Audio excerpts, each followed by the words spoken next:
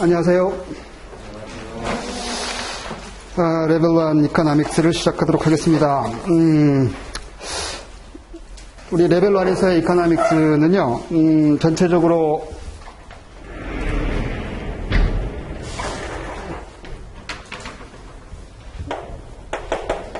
먼저 이 마이크로 이코노믹 파트가 있고요. 그 다음에 매크로가 있고, 그 다음에 인터내셔널 이코노믹스 파트 이렇게. 그 다음에 이 인터내셔널 이코노믹스는 다시 인터내셔널 트레이드가 있고요. 그 다음에 인터내셔널 파이낸스가 있겠습니다. 이렇게. 그래서 무역이론하고 금융이론 이렇게. 특히 여러분들한테 중요한 파트는 여기 레벨 1에서의 중요성보다는요, 이게 레벨 2에 올라가시면 우리가 레벨 2의 이코노믹스는 크게 그 토픽이 3개인데 그 3개 중에 이게 한 토픽이에요. 그러니까 내용이 되게 많아지는 거죠. 그래서 갑자기 공부하시면 조금 얼떨떨할 수가 있으니까 레벨 1에서 조금 맛보고 와라. 그래서 약간 레벨 1에서는 맛보기 정도 용도고 레벨 2에 가면은 본격적으로 더 많은 내용들을 여러분들이 학습하셔야 돼요. 그래서 레벨 2에서는 뭐 거의 레벨 2 이코노믹스에서 이게 거의 한 50% 차지한다고 해도 과언이 아닙니다. 토픽은 3개인데 3개 중에서 이게 거의 50%예요. 그러니까 굉장히 중요하죠.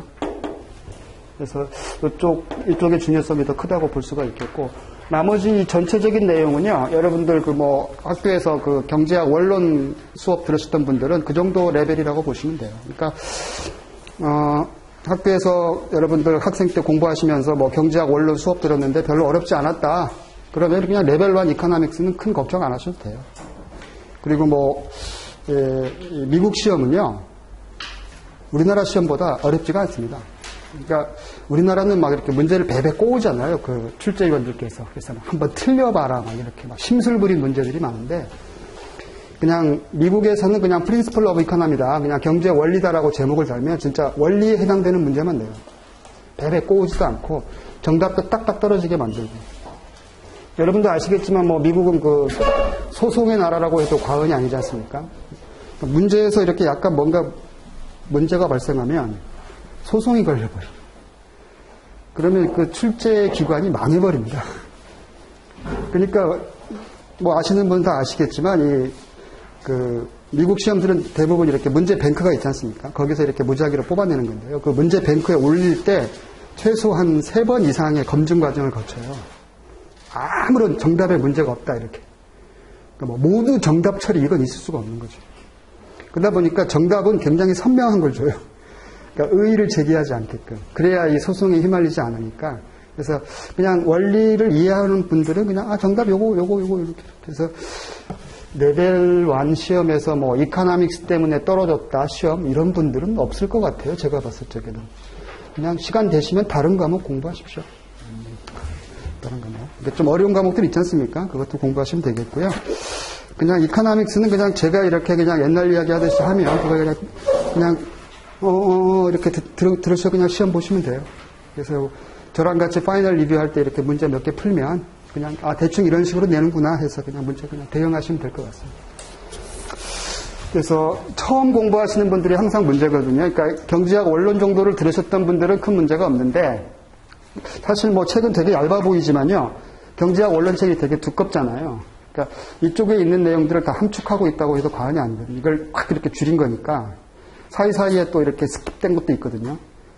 스킵됐다 해서 그것이 무시되는 건 아니고 그걸 이해하고 요걸 이쪽으로 넘어가야 되는 상황인데 요걸 우리가 이해를 못하고 있으면 이쪽도 이해가 안 되는 거잖아요. 그러니까 이런 부분이다 보니까 처음 공부하시는 분들에게 있어서는 결코 양이 적진 않습니다. 이게. 양이 되게 많긴 해요. 범위가. 그래서 제가 강의를 좀 빠르게 진행할 수밖에 없고요. 왜냐하면 이 경제학의 포션이 그렇게 많은 포션을 갖고 있는 것이 아니기 때문에 강의 회차가 그렇게 많지가 않습니다. 그러니까 짧은 시간 동안에 이걸 다 살펴봐야 되기 때문에 좀 스피디하게 강의를 진행할 것이고요. 그래서 여러분들하고 저하고 이렇게 아이 컨택을 잘해야 돼요. 그러니까 제가 좀 스피디하게 가는데 이해가 안 된다 그러면 이해가 안 되는 표정을 날려주세요. 그러면 한 번 더 설명하고 이렇게. 여러분들이 눈망울이 동글동글하다 그러면 계속 막 나가는 거지 그냥 쉼없이. 그래야 이거 진도를 맞출 수가 있으니까요. 네, 그러면 제 1페이지부터 한번 가볼게요. 이 순서는 그대로입니다. 이렇게 마이크로, 매크로. 이 매크로 쪽에서도 보시면 중간에 이게 이코노믹 그로스 티어리가 나와요. 조금 경제 성장 이론. 근데 그 경제 성장 이론도 레벨 2에 가서 더 많은 내용을 공부해야 되기 때문에 잠깐 맛보기용으로 나온 거예요. 그러니까 아까 레벨 2에서 토픽이 3개라 그랬잖아요. 그 주요 토픽이 인터내셔널 파이낸스 이쪽, 특히 이쪽에서 환율 문제, 그 다음에 또 거시 파트에서 그 경제 성장 이론, 그쪽 토픽이 뭐 가장 중요하다고 볼 수가 있습니다. 나중에 또 이쪽 들어갈 때 제가 또 강조는 하겠습니다만은, 일단 순서 그대로 미시부터 거시 공부하고 맨 마지막에 가서 인터내셔널 이코노믹스 공부할 거예요. 우리 책도 그렇게 되어 있고요. 자, 먼저 거기 제 1페이지로 가보시면요, 여러분 다 아시는 내용들이 나오는데,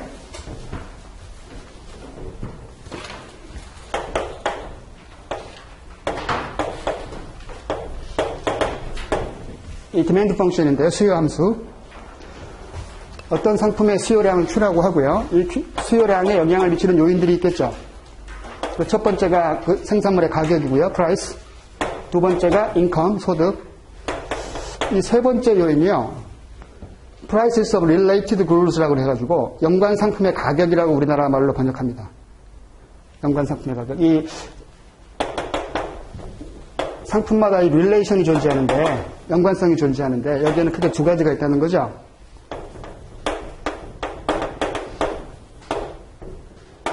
하나는 substitute라고 해가지고 우리나라 말로는 대체제라고 부르는 놈이 있고요. 하나는 complement 해가지고 보완제라고 부르는 놈이 있어요. 이 대체제는 그 기능이 비슷한 놈이죠. 펑션이 비슷해가지고 서로 말 그대로 대신할 수 있는 놈. 그 다음에 요거는 서로 보조관계. 그랬을 때 이 연관 상품의 가격이라는 것은 대체제의 가격이냐 보완제의 가격이냐 이렇게 나눠서 얘기하는 거란 말이에요. 대체제의 가격 혹은 보완제의 가격. 이놈은. 그래서 여러분 다 아시다시피 요 가격만의 함수로 우리가 수요 함수를 구축하면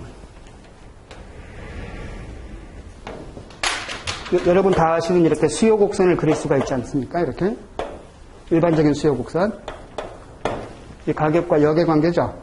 가격이 높으면 수요량이 감소하고 가격이 내려가면 수요량이 증가. 이거 여러분 다 아시는 거죠. 그 다음에 두 번째는 이 소득도 영향을 미치고 있다는 거죠. 사람들의 소득도. 그래서 소득이 늘어나면 수요가 더 늘어나고 이렇게. 반대로 소득이 줄어들면 수요가 이렇게 감소할 수 있겠다는 거죠. 할 수 있겠다는 겁니다. 전부는 아니고요. 또 나중에 또 함정이 있어요. 그 다음에 이것도 마찬가지예요. 대체제의 가격이 변동했느냐, 보완제의 가격이 변동했느냐에 따라서 수요가 늘기도 하고 줄기도 하겠다는 거죠. 그래서 뭐 수요가 늘어나느냐, 줄어드느냐는 여러분들이 이미 알고 있다는 거지. 지금 우리 책에서는 알고 있는데, 늘어난다면 얼마만큼 늘어나고, 줄어든다면 얼마만큼 줄어드느냐. 그 반응하는 정도가 있겠죠. 근데 뭐 가격이 5% 변동했을 때 수요량이 변동했는데 뭐 크게 변동할 수도 있고 작게 변동할 수도 있잖아요. 여러분들 뭐 쉽게 얘기해서 뭐 어떤 할인 행사한다. 5% 가격 할인 행사한다. 그랬을 때 갑자기 수요가 왕 몰리는 경우가 있겠고 5% 가격 할인 행사에 뭐 냉담하게 반응하는 경우도 있지 않습니까? 이런 과연 얼마만큼 반응하는가를 나타내는 그 척도. 그걸 우리가 탄력성이라고 하는 거죠. 탄력성. 그래서 변화 방향은 이미 여러분들이 알고 있다는 전제를 깔고요. 얼마만큼 크게 반응하느냐, 작게 반응하느냐. 이 컨셉부터 시작하는 거지, 우리 책은. 그래서 이 수요량에 반응하는 정도, 이 각각의 원인에 대해서 탄력성인데요. 그러니까 항상 이렇게 우리가 어린 시절에 그냥 여러분들 싫어하는 그 수학 시간에 나오면 이렇게 함수 형태가 이렇지 않습니까? 여러분 이놈은 독립변수, 이놈은 종속변수 이렇게 하잖아요. 그러면 독립변수의 어떤 변화에 대해서 종속변수가 이렇게 영향을 받는데 이때 이 반응도가 있겠다는 거죠. 이게 responsiveness 반응도. 그랬을 때 반응이 민감하다. 요 놈이 조금 변화가 왔는데도 종속변수가 크게 반응하더라, 민감하게 반응하더라. 그랬을 때 우리가 elastic 탄력적이다 이렇게 표현하고요. 반대로 얘가 큰 변화가 왔는데도 불구하고 얘는 굉장히 둔감하게 반응하더라는 거죠. 그럼 우리가 inelastic 비탄력적이다 이렇게 하는 거예요. 둔감할 때를. 그래서 사실은 뭐 우리나라 말로 참 좋은 말이 있었죠. 반응도라는 말. 그리고 요게 여러분들 그 재무관리 공부하시지 않습니까? 재무관리 쪽, 경영학 쪽에서는요, 일라스티라는 그런 탄력성이란 말 대신에 그 sensitiveness라고 해가지고 민감도 뭐 이런 식으로 하는 경우가 있어요. 같은 거예요. 개념은. 컨셉은 똑같은 거. 이름만 조금 달리 부르는 거예요. 그래서 항상 뭐 Y의 X 탄력성 이렇게 표현합니다. 그러니까 이게 지금 수요량이니까 수요량의 가격 탄력성, 수요량의 소득 탄력성, 수요량의 연관상품 가격 탄력성 이렇게 하는 거란 말이에요. 근데 이름이 너무 길죠. 이거는 연관상품 가격이니까. 그래서 이걸 줄여서 얘기할 때는 교차 탄력성 이렇게 하는 거죠. 교차 탄력성. 그래서 우리는 이 세 가지 탄력성 개념에 대해서 알아보겠다는 거죠. 실제 수요에 영향을 미치는 요인들은 되게 많습니다. 여러분도 아시다시피. 여기서 가장 중요한 건 이 세 가지에 대해서만 알아보겠다는 거죠. 그래서 우리 책 처음에 여기 1페이지 하단부에 보시면 거기 오운이라는 말은 잘 안 쓰거든요. 여기. 이 수혜제 노트가 좀 독특한 게 좀 있어요. 잘 안 쓰는 말을 이런 거 쓰면 자기 책에 좀 이렇게 드러내 관종인가? 아무튼 오운이란 말 잘 안 써요. 그냥 오운은 생략되는 경우가 대부분이고요. 그냥 price elasticity of demand 이렇게. 그래서 수요의 가격 탄력성이다 이렇게 한단 말이에요.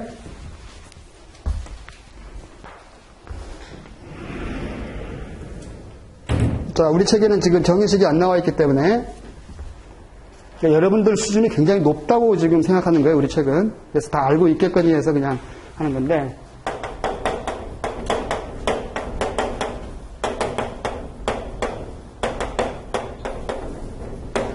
자, 수요의 가격 탄력성 엡실론 D라고 하겠습니다. 이놈은요 원인이 요놈이지 않습니까? 가격. 따라서 가격이 변화한 퍼센테이지가 있겠죠. 100분 1로. 우리가 어떤 변화율을 할 때는 이렇게 수학적 기호로 이렇게 쓰지 않습니까? P분의 델타 P. 이 델타 P는 이게 변동분. 가격이 예컨대 10불에서 13불로 변동했다. 그러면 3불만큼 변동한 거죠. 그럼 수요량도 마찬가지. Q분의 델타 Q 곱하기 100 이렇게 한단 말이에요. 그리고 나중에 나오는데 이거 실제 우리가 계산 문제를 풀 때는 원래 이게 오리지널 식이에요. 이게 대분수꼴로 너무 기니까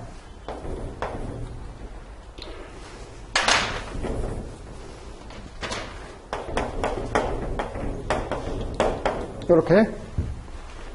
그래서 나중에 우리 계산 문제 풀 때는 이걸로 해야 돼요. 이걸로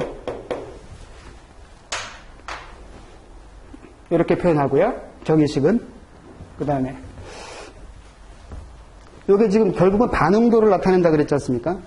요놈이 변동했을 때 요놈이 얼마큼 반응하느냐 이렇게. 그죠? 요놈과 요놈이 반응하는 정도가 똑같다면 1이 되겠죠. 값 수학적으로 1이면 요 비율과 요 비율이 똑같다는 거잖아요. 분모 분자가. 근데 민감하다라고 할 때는 어떻게 되겠습니까? 요거보다는 요게 더 크게 반응해야 민감하다고 우리가 표현할 수 있잖아요. 따라서 탄력성은 항상 1과 비교하는 거죠. 1보다 크냐 작으냐를 가지고. 그런데 이 가격과 수요량과는 일반적으로 역의 관계가 있지 않습니까? inverse relationship. 가격이 상승하면 수요량은 줄어버리잖아요. 따라서 수학적으로 항상 이 수요 법칙이 성립하는 한 항상 마이너스 값이 나와버린단 말이에요. 그러면 이 탄력성을 해석을 못해. 인터프리팅이 안 되는 거지. 그래서 인터프리팅 할 때만 민감하냐 둔감하냐를 해석할 때만 불가피하게 이렇게 앱솔루트 밸류를 취해서 보는 거지. 절대치를 씌운 상태에서 1보다 크냐 작으냐를 보는 거예요. 그렇죠? 그래서 우리 책에도 지금 여러분들 거기 1페이지 맨 밑에 패러그래프의 첫 번째 줄 끄트머리 보세요.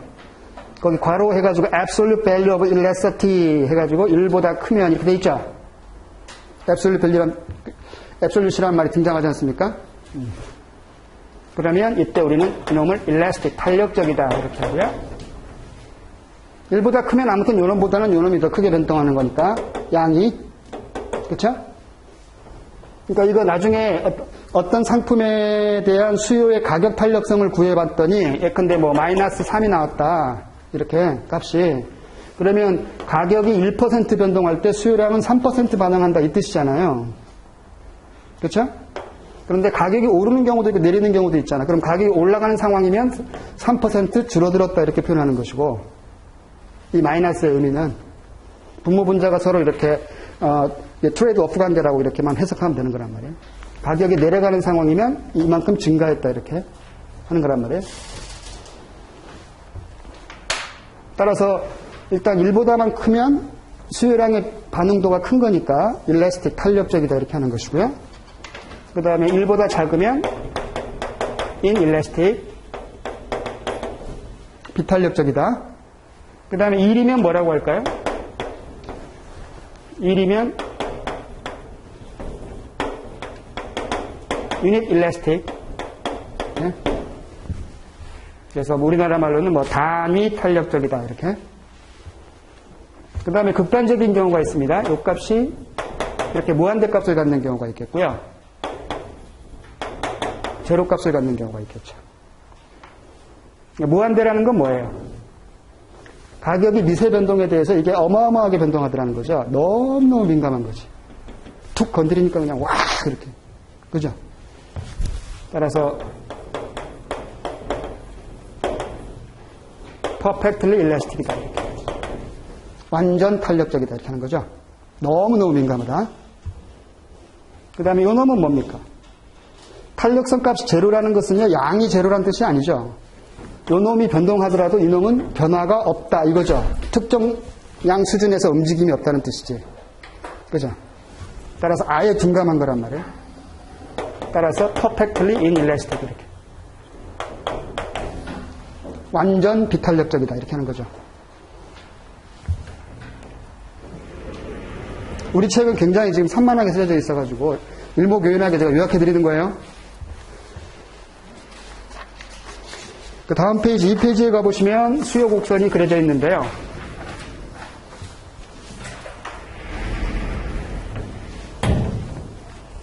극단적인 경우만 그려져 있습니다. 이렇게. 근데 일반적인 경우부터 한번 접근해 볼게요.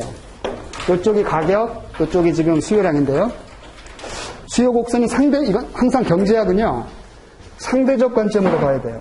그래서 많이 생략되는 그 대표적인 영어 단어 중에 하나가 relatively,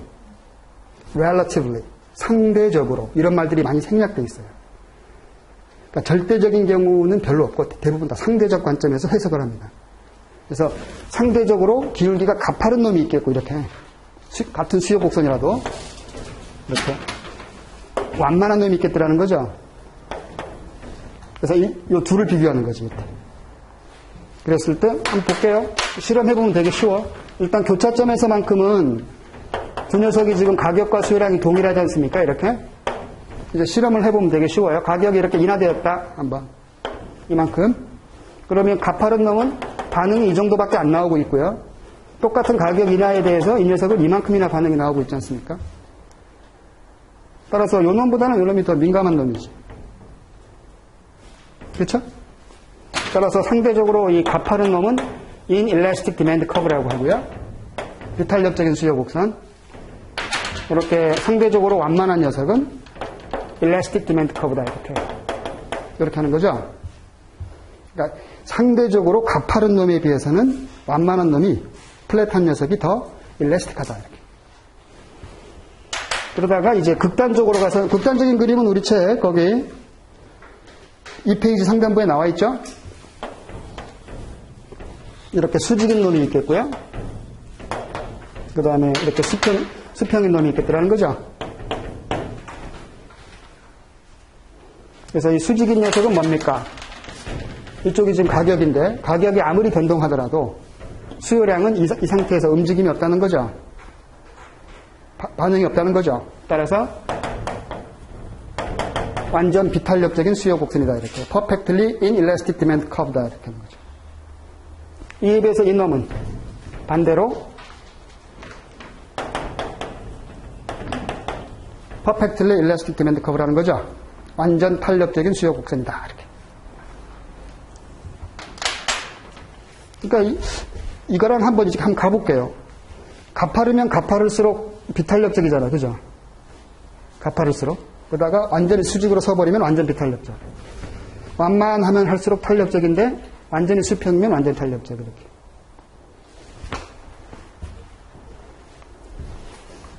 그러니까 극단적인 경우는 뭐 현실에서 예를 찾아보기는 힘들고요. 그냥 우리 상상 속에만 있을 뿐이고, 이거는 뭐 거의 뭐 예시할 것도 없고요, 이거는. 그나마 요거는 조금 어거지로 좀 갖다 붙이면 어떻게 만들 수는 있겠습니다. 이그젠플을. 가격이 뭐 비쌀 때나 쌀 때나 나는 일정량을 소비한다? 이거 뭘까요? 여러분들 평소에 소비하시는 수많은 제어와 서비스 중에서. 여러분들 좋아하시는 뭐 마약? 나는 무조건 하루에 뽕 한 대 맞아야 돼. 뭐. 그렇죠? 그러니까 이게 그 마약이라는 게 나쁜 게 바로 경제학적으로 이거예요. 비쌀 때나 쌀 때나 소비량이 일정해 버린다. 그러다 보니까 이거를 퇴치하기가 힘든 거죠. 이미 중독증에 걸려버린 사람들은 재활치료를 받지 않는 한 불가능한 거예요. 그러다 보니까 이게 제2의 범죄가 발생하는 거예요. 마약 자체가 나쁜 게 아니에요. 내가 그거 이렇게 마약을 섭취해가지고 이렇게 와 기분 좋다 해서 내 혼자만 놀아버리면 아무 문제 없습니다, 사회가. 근데 그 비싼 마약을 내가 이렇게 조달하기 위해서는 돈을 구하다 보니까 제2, 제3의 범죄가 발생하는 거죠. 그래서 이게 사회적으로 무리를 일으킬 수 있다 해서 금지시키는 겁니다. 여러분도 아시겠지만 이 마약도 의약품으로 쓸 때는 아픈 환자들을 이렇게 치료해주고 있지 않습니까? 실제로도. 그죠? 사실은 이게 좋게 활용하면 진짜 좋은 거란 말이에요. 근데 이게 이 부작용들로 인해 가지고 이게 사회를 이렇게 불안하게 만드는 요인으로 이렇게 오다 보니까 이걸 금지시켜야 되겠다 이렇게 하는 거죠, 사실은. 그러다 보니까 실제 이런 마약을 퇴치하기 위한 경제학적 이 방법론도 그렇게 생기는 거예요. 이거를 단속하려고만 하지 말고 재활치료 프로그램을 늘려라 이렇게. 여러분 아세요? 미국은 마약 단속을 위해서 운영하는 그 정부 조직 FBI 그 다음에 경찰 내에 그 마약 전담 형사도 있고요. 또 마약 전담청도 있죠. 마약반 해가지고. 그러니까 뭐 모든 수사기관에 다 마약을 전담하는 요원들이 다 있어요. 그죠? 근데 그 미국 전체적으로 그 마약 단속을 위해서 운영하는 그 조직의 운영비가 우리나라 한국 정부 1년 예산보다 많아요. 우리나라 한국 정부 1년 예산보다. 그러고도 지금 퇴치를 못하고 있잖아요. 이게 비탄력적이라는 데서 그 이유를 찾을 수가 있겠습니다.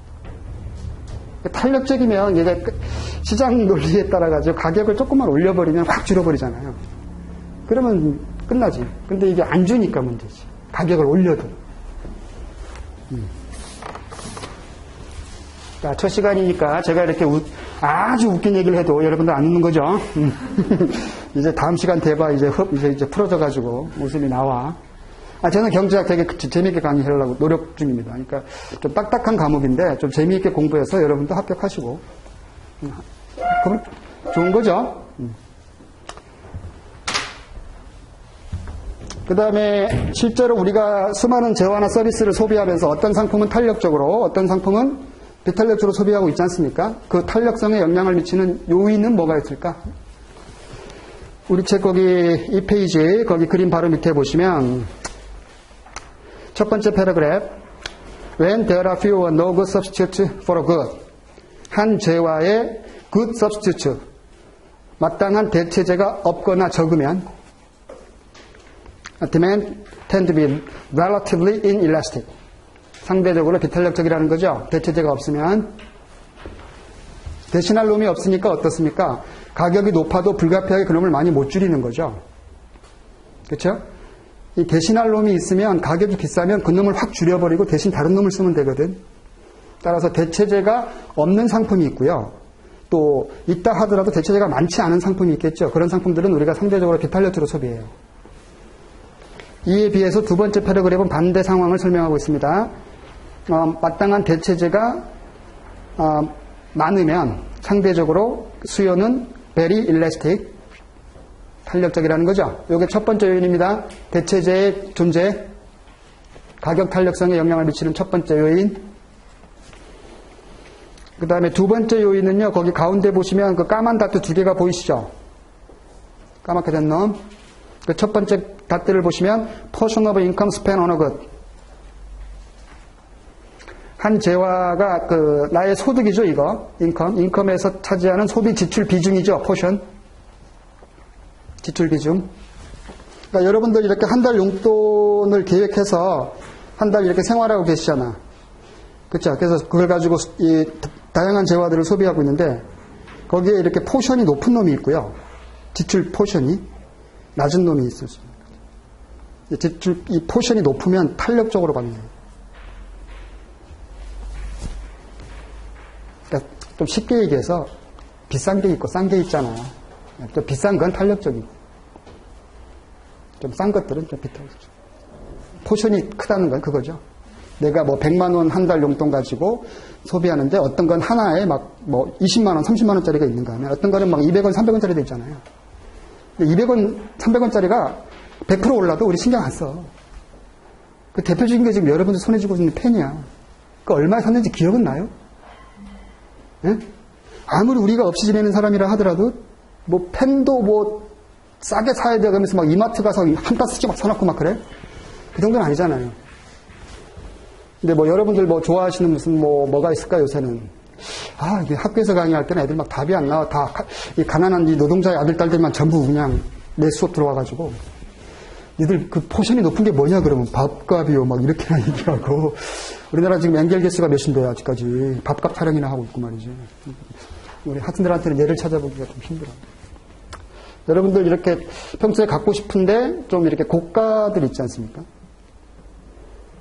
사치품 말고 그냥 내가 나의 생필품에 가까운 건데 좀 고가로 형성되어 있는 거. 이런 것들은 꼭 할인 받고 어떻게 해보려고 하지 않아. 좀 기다려보고 막 이렇게. 언젠가는 할인 행사를 할 거야 하면서. 이런 것들은 내가 가격에 대해서 민감하게 반응하고 있다는 것을 방증하는 거거든요. 그렇죠? 그러니까 포션이 높기 때문에 그렇죠? 그 다음에 타임이 있습니다. 타임. 이 경제학은요, 분석을 할 때 이 기간은 이렇게 크게 두 가지로만 구분해서 해요. 셜런,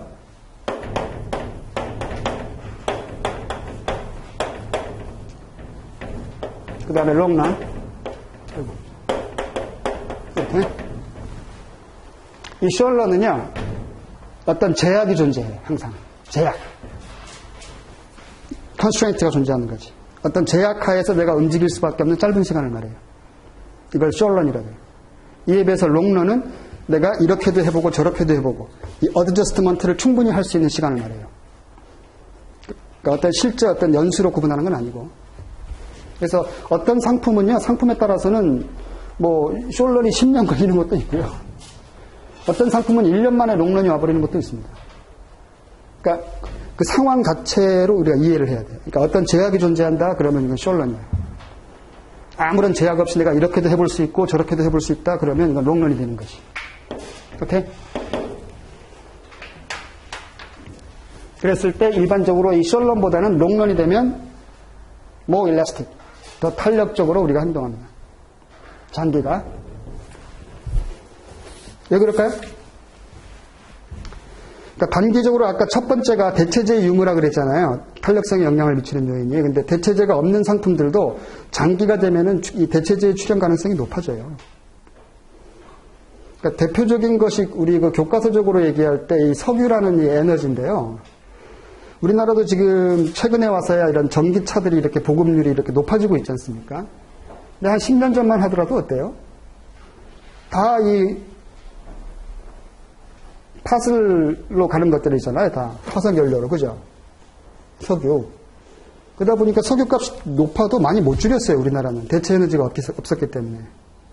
자동차들도 그 만드는 기술이 아직은 보편 안 돼 있었기 때문에. 그죠? 그러다 보니까 굉장히 비탄력적으로 반응할 수밖에 없었는데 점차적으로 이 석유에 따른 대체 에너지가 굉장히 등장하고 있지 않습니까? 지금 뭐 태양열도 지금 실험하고 있고 또 수소 에너지도 지금 하고 있고. 그렇죠? 그러다 보니까 이제 그 대체 에너지들이 지금 많이 등장하고 있는 실정이죠. 그러다 보니까 이제 석유에 대해서 조금 더 탄력적으로 반응할 수 있는 상황이 된 거죠. 석유값이 비싸면 이제 옮겨버리는 거죠. 다른 대체 에너지로. 그러니까 이게 롱런이면 가능하다는 거죠. 장기가 되면은.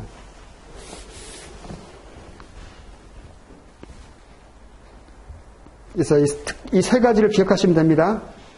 수요의 가격 탄력성에 영향을 미치는 요인 세 가지. 대체제의 존재.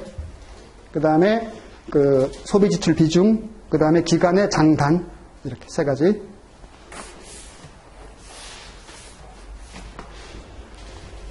그 다음에 뜬금없이 여러분 책 거기 3페이지에 보시면요. 거기 그림 12.2 보시면 거기 12.2의 그 제목을 보세요. 그 그림의 타이틀. 뭐라고 되어 있냐면 Price Elasticity Along a 밑줄 그으세요. Linear Demand Curve. 선형 수요 곡선이죠. 리니어. 선형이라는 건 여러분 다 아시다시피 이게 1차 함수지 않습니까? 선형 함수는. 그러다 보니까 수요 곡선이 이게 직선의 형태로 나오는 거죠. 선형이니까.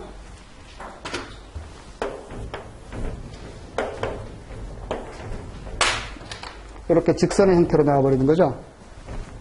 그러면 제가 우리 책은 좀 약간 엉성하니까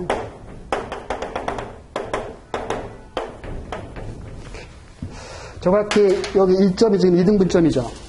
응? 2등분점이면 이 2등분점에서의 이 탄력성 값은 항상 1이 나오고요. 이게 선형 수요 곡선일 때만이에요. 선형일 때.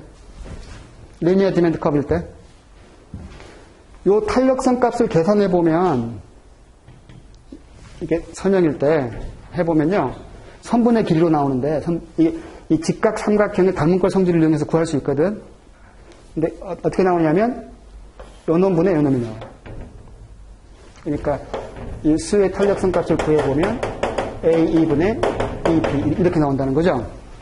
선분의 길이로. 그러면 여기가 정확히 2등분점이면 이 선분의 길이와 이놈이 똑같으니까 1이 나오는 거지. 그렇죠? 여기서는 어떨까요? 요 놈분의 요 놈이 되겠지. 따라서 분모보다는 분자가 길어. 항상. 그죠? 따라서 이쪽 영역에서는 이게 1보다 커요. 이렇게. 그 다음에 이쪽은 어떻겠습니까? 그러면 요 놈분의 요 놈이 되겠죠. 오히려 분모가 더 길어버리겠죠. 항상. 따라서 1보다 작은 값이 나오는 거지. 이렇게. 지금 우리 책에서는 이 얘기를 하고 싶은 거거든.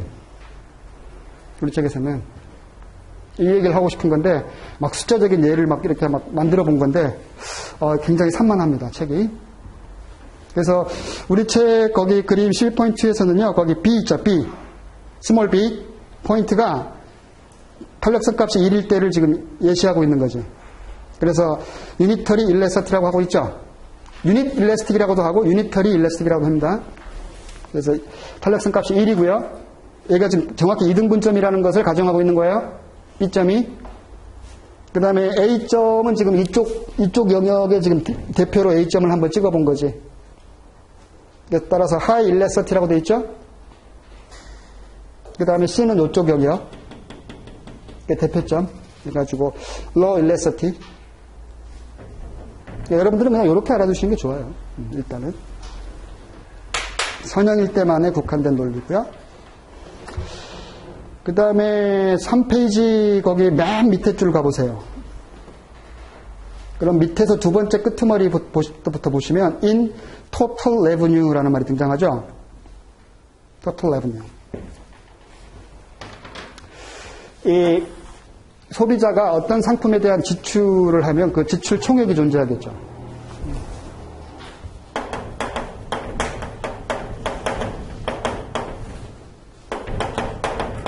total expenditure, 총 지출액.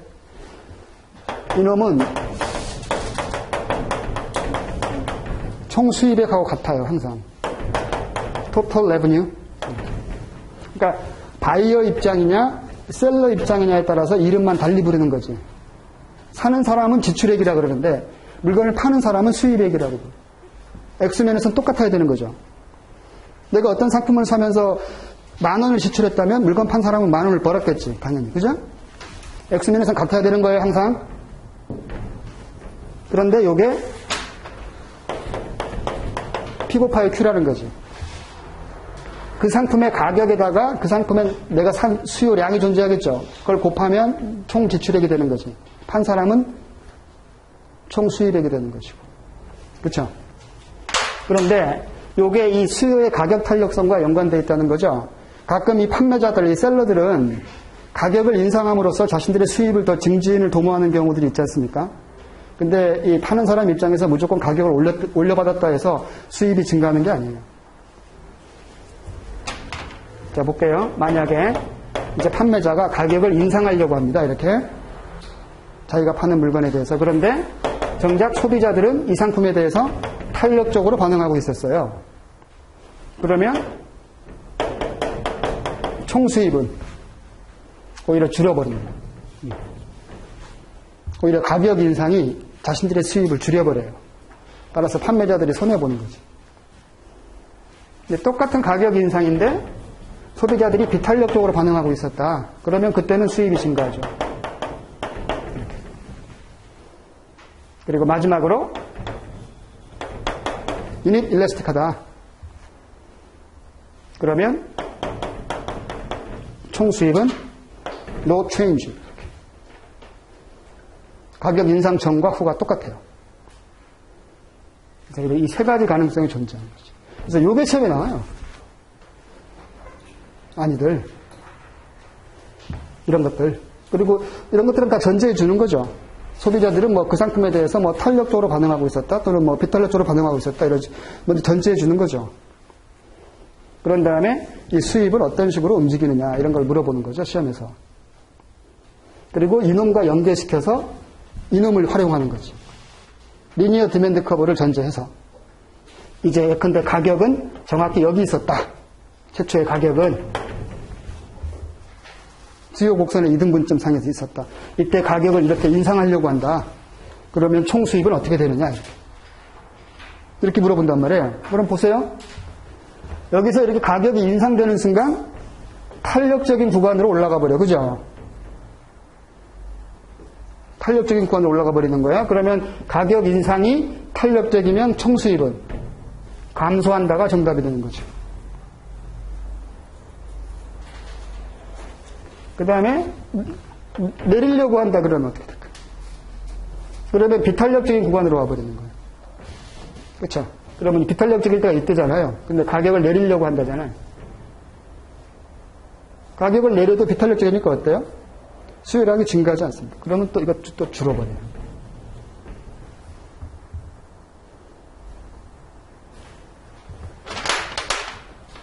그래서 만약에 리니어 디맨드 커브가 시험에 나오면 낼 건 요거밖에 없어. 현재 가격이 뭐 여기 있었다, 아니면 여기 있었다. 이 셋 중에 하나겠죠. 그런 다음에 이제 만약에 여기 있었다면 이제 가격을 어떻게 하려고 한다, 이렇게. 올리려고 한다, 내리려고 한다. 그러면 일단 여기는 탄력적인 구간이라는 것은 정보가 숨어 있는 거지. 오케이? 그래서 그걸 여러분들이 그냥 요 그림만 딱 알고 있으면 그냥 바로바로 풀 수 있는 거예요. 그래서 이런 것들이 시험에 나오면요, 뭐 한 3초 만에 한번 풀어버리세요. 3초. 3초? 아, 3초 너무했나? 좋아. 그럼 5초. 5초 이상 허락지 않겠습니다. 자, 보세요. 시험용.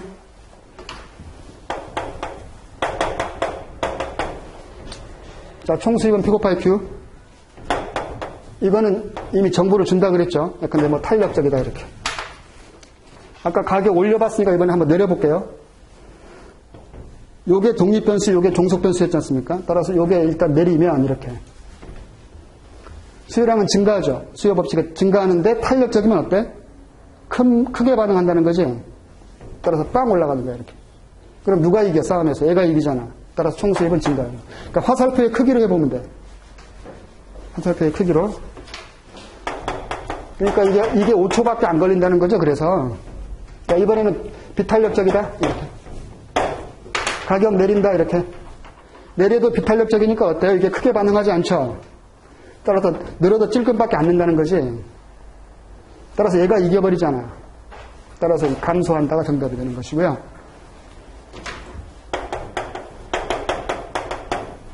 그 다음에 유닛 일래스틱하다. 그러면 가격이 변화 퍼센테이지와 수요량의 변화 퍼센테이지가 동일해야 돼요. 그래야 1이니까. 따라서 정확히 압셋되는 거지. 그렇죠? 따라서 no change 이렇게. 그러니까 화살표 한번 그려보는 거니까 5초면 끝나잖아. 아까 우리 가격을 올릴 때도 그랬단 말이에요. 가격이 올라간다, 탄력적이다, 그러면 이게 확 줄어버리니까 이게 감소하는 거죠, 그때는.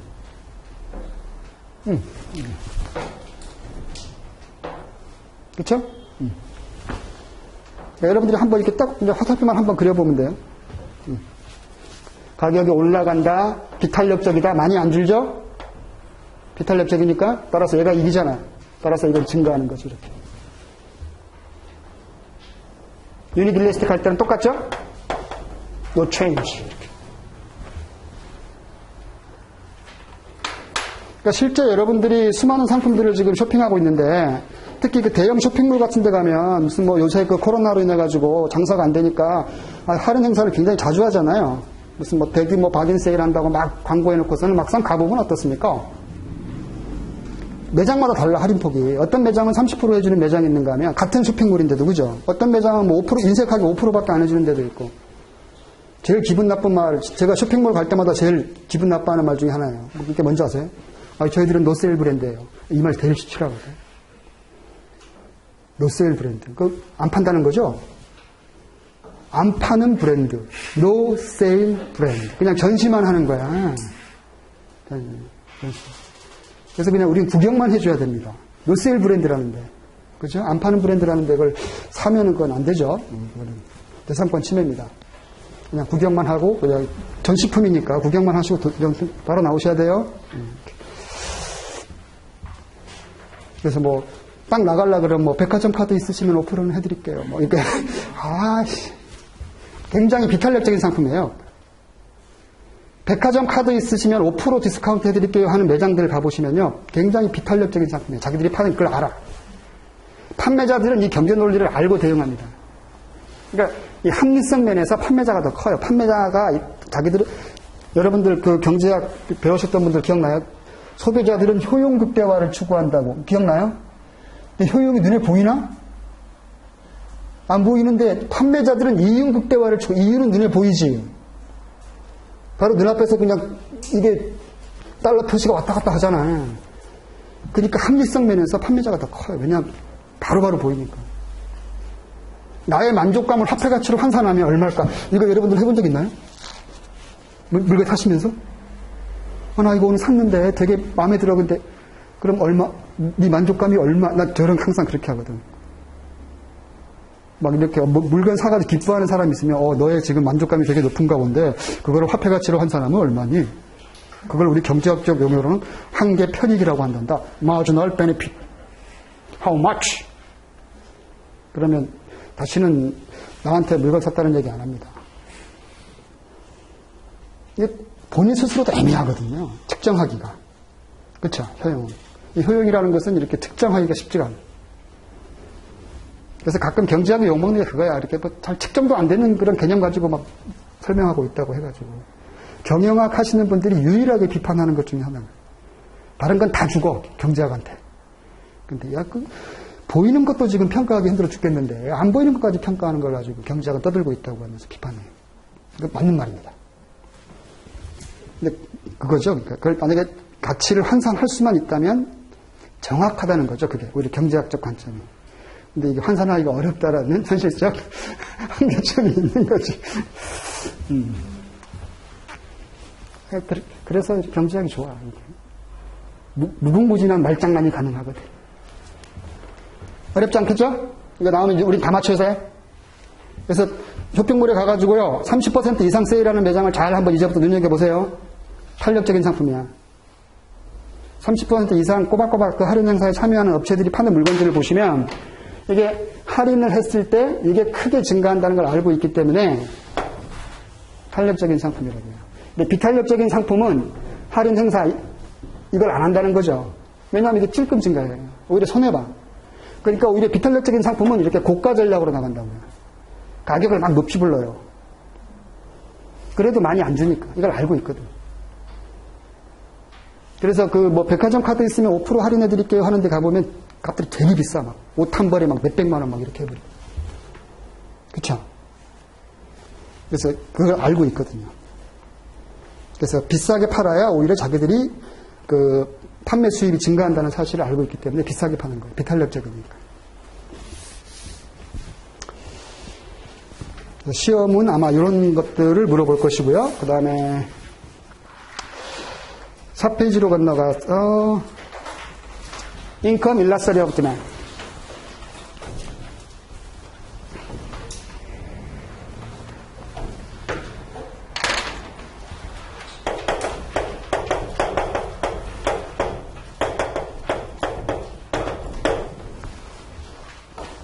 제가 저쪽 지금 가격 탄력성을 안 지우고 있습니다.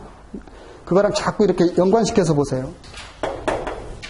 이제 이놈이 독립변수가 이게 소득이란 말이에요. 이렇게 소득이 변화한 퍼센테이지 이렇게 이에 반응하는 수요량의 변화 퍼센테이지예요. 그러니까 가격이 소득으로만 바뀐 것뿐이에요. 모양 똑같고요. 따라서 이것도 마찬가지로 이렇게 기억을 하시면 좋고요. 그러니까 이걸 그냥 P로 고치면 가격 탄력성, I로 하면 소득 탄력성 이렇게.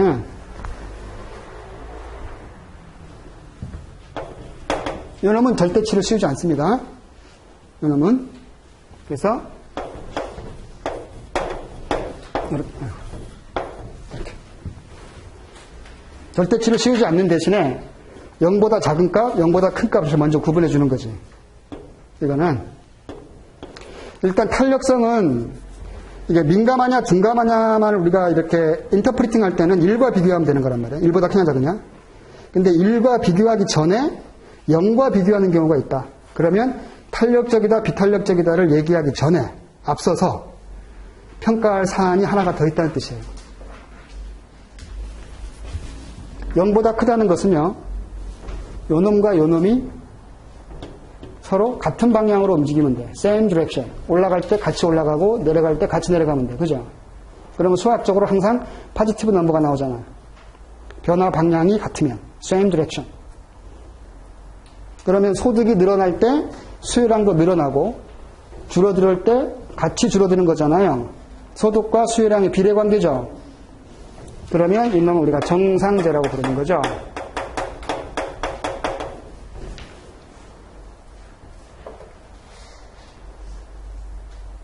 그 다음에 이놈은 소득과 수요량이 opposite direction. 올라갈 때 내려가 버리는 거죠. 반대 방향으로. 그러면 네거티브 넘버가 나오는 거죠. 그러면 이놈은 우리가 열등제라고 부르는 거죠. 그래서 우리 책 보시면 거기 Income Illusory of Demand 두 번째 패러그래프의 세 번째 줄 보시면 Normal Good 정상제가 나오고요. 그 다음에 다섯 번째 줄에 보시면 Inferior Good 열등제가 나오죠. 이 소득 탄력성 값이 포지티브 하면 Normal Good, 네거티브 하면 Inferior Good 이렇게. 그리고 이 Normal Good 중에는 이렇게 다시 이 소득 탄력성이 탄력적인 정상제가 있고 비탄력적인 정상제가 있다 이렇게 하는 거죠. 정상제 중에서. 그래서 무조건 0보다만 크면 정상제야. 이게 약간 착각 일으키기 쉬운 게 뭐냐면 가끔 시험 문제에서 소득 탄력성 값이 0.3이다 이렇게 주거든. 되게 작아 보이잖아. 0.3 이렇게 하는 값이. 그리고 순간적으로 굉장히 작으니까 열등제 이렇게 착각하는 경우들이 있어요. 별로. 작은 값이든 뭐든 무조건 0보다만 크면 정상제예요. 0보다만 크면 정상제. 그리고 0보다 크면서 또한 1보다 크면 탄력적인 정상제. 비탄력적인 정상제 이렇게 하는 거죠.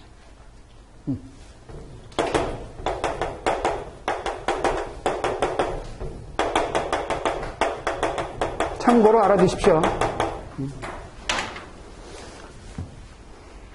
럭셔리 굿.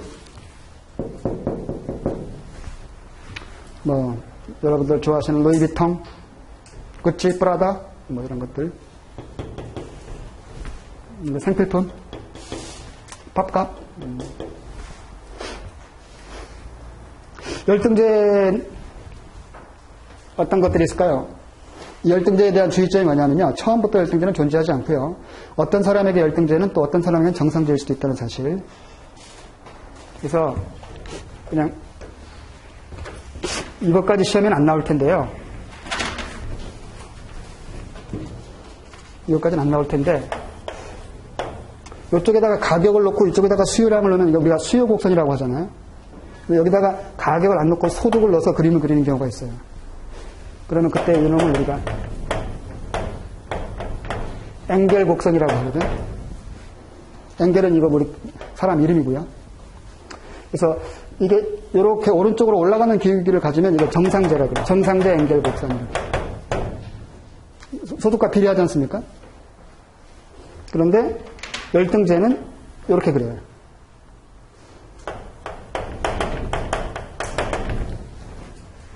처음부터 이렇게 되는 것이 아니고. 그러니까 소득이 I스타에 이를 때까지는 정상제로 역할을 하고 있더라는 거지. 그러니까 지금 현재 여러분들한테 열등제가 된 것들이 있을 거예요. 근데 그것도 여러분들이 소득이 매우 낮았을 때는 정상제로서 역할을 하고 있었다는 거지. 근데 소득이 일정 수준을 딱 넘어서니까 그거에 대한 소비를 기피하는 경우들이 발생하더라는 거죠. 그럼 그때를 기점으로 해서 그놈이 나에겐 열등제가 되는 거지. 그런데 또 사람마다도 소득 수준이 다르지 않습니까? 어떤 사람은 소득이 이렇게 높은 사람이 있는가 하면 이미 따라서 이 높은 사람에게는 이미 이놈이 열등제가 돼 있는 거지. 그렇죠? 하지만 소득이 낮은 사람에게는 여전히 정상제로서 역할을 하고 있다는 거지. 우리가 겨울철이 되기 시작하면 우리 이렇게 혼자 사시는 독거노인분들 도와주려고 달동네에 사시는 분들이 계시지 않습니까? 지금도. 그러면 우리 사회활동가 하시는 분들이 이렇게 한겨울 춥지 않게 이렇게 지내시라고 연탄 같은 거 이렇게 갖다 드리잖아요. 그분들에게 연탄은 지금도 아주 훌륭한 정상제의 연료죠. 굉장히 고마우시지 않습니까? 근데 이미 여러분들에게는 이미 열등제가 되어 있는 거예요. 연탄이. 그렇죠? 그러니까 그분들은 여전히 지금 소득 수준이 매우 낮기 때문에 같은 연탄이 정상제로 보이는 것이고, 우리들은 이제 그분들보다는 소득이 이렇게 지금 벌어들이는 소득이 높으니까 우리들한테는 이미 열등제가 돼버린 거죠. 그래서 처음부터 열등제는 존재하지 않고 또 사람마다도 일관되지가 않습니다. 누구에게는 열등제, 누구에게는 정상제 이렇게 같은 거라도. 그래서 옛날에 학교에서 학생들한테 이쪽 강의할 때마다 이거 경제학 원론 수준이니까 보통 제가 이렇게 새내기반 많이 맡은단 말이에요. 1학년들 이제 갓 들어와서 대학 공부 처음 하는 건데, 야 니들한테 열등제 뭐냐 이렇게 10년 연속 나온 게 있는데요. 애들한테 열등제 학관 밥이래. 학교 구내식당 밥. 그러니까 학생회관에 있는 구내식당 있지 않습니까? 거기서 먹는 밥이 자기들한테 열등제라고. 그래서 그래 그래가지고 10년 연속으로 나오니까 한 번은 제가 그래 그럼 나도 오랜만에 한번 가보자 해서 몇 명 이렇게 점심시간에 가보자 내가 밥 사줄게 해가지고 갔어. 저도 학생 때는 먹었으니까 당연히. 딱 먹었는데 이렇게 옛날 향수가 이렇게 떠오르는데 내 학생 때 향수가 아니고 군대 향수가 나와. 왜 거기서 학관밥에서. 그래서 추사병이 만들었나 해가지고 양은 되게 많이 줘요. 거기 일하시는 분들이 많이 먹어야 돼 학생 때 하면서. 근데 못 먹겠더라고 다. 그래서 애들이 용돈이 좀 많으면 거기서 밥 안 먹겠다고. 그러니까 밥에 아무런 영혼이 없어. 밥에. 뭔가 유체 이탈한 밥 같은 그런 느낌이었어요. 그래가지고, 나도 공감했어요. 인정한다. 학관밥이 이거 열등제. 그래서 니들 공부 열심히 해가지고 빨리빨리 이거 취직 잘해가지고 연봉 많이 받는 직장인 돼가지고 빨리 열등제에서 빨리 이렇게 해방되거라. 충분히 이해되시죠? 그래서 처음부터 열등제는 존재하지 않고 사람마다 다를 수 있다? 이 정도? 이거는 아마 시험에 안 나올 것 같은데 모르겠습니다. 혹시 만에 하나 just in case 잠시 쉬었다 하겠습니다.